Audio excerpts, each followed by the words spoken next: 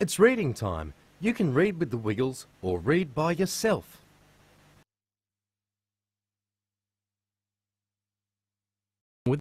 It was nearly Christmas and everyone in Wiggleland was so busy.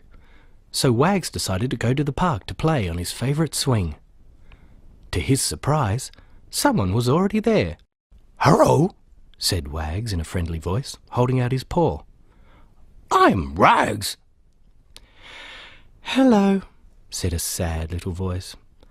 "I'm the fairy on the Christmas tree.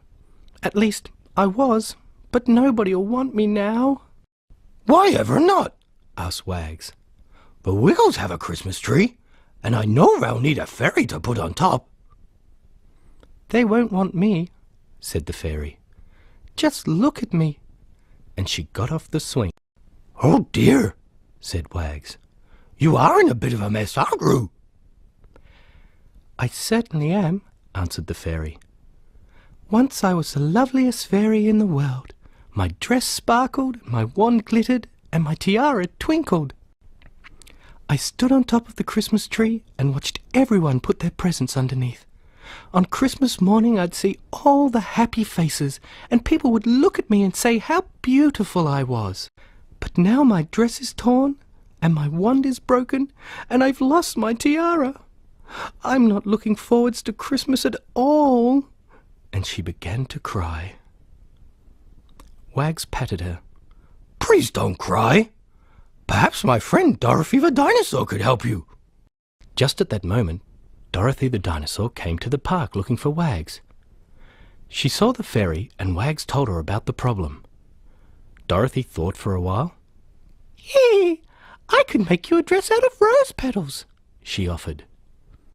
"That's very kind of you," said the fairy. "But the fairy on the Christmas tree always has a white sparkling dress." "Perhaps Captain Feathersword might have an idea," suggested Wags. "Let's call him." "Oh, I'm not much good with dresses," said the captain when the others explained the problem. "But if the little lady needs a wand, I could let her have one of my feather swords." "Thank you," said the fairy. "But the fairy on the Christmas tree really needs a wand that glitters." "Hey, here comes Henry. Do you think he might be able to help?" asked Dorothy. Henry thought carefully. "Oh, I don't know much about fairies or Christmas trees, but I could ask the mermaids if anyone has a glittery tail to spare. Oh!"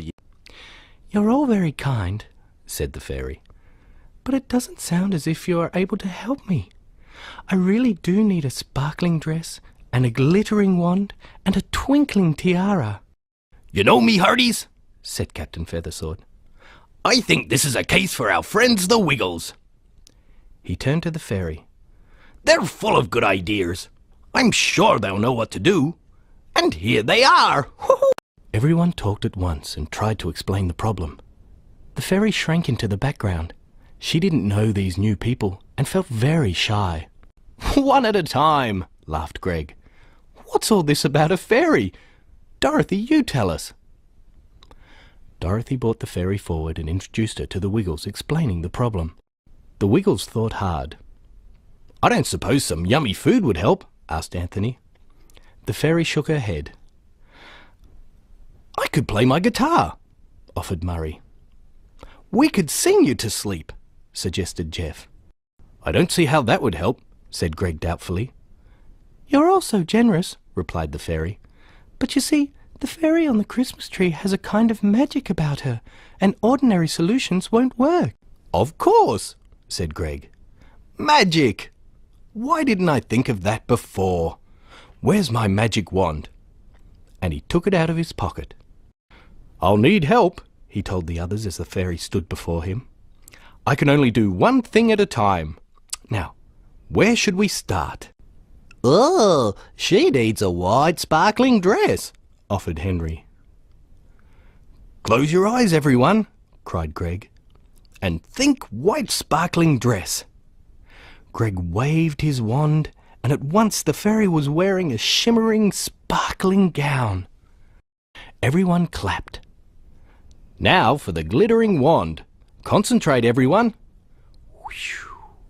The wand glittered like diamonds. And the twinkling tiara. Ready?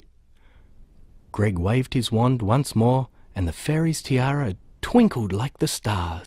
"Oh, thank you, laughed the fairy, clapping her hands. "Now all I need is someone who wants a fairy for their Christmas tree." The Wiggles and their friends looked at each other. Murray bowed. "Would you be our fairy?" he asked. The fairy curtsied. "I would love to," she said. And that is how it was. The fairy sparkled and glittered and twinkled on the Christmas tree, and everyone said it was the best wiggly Christmas they'd ever had.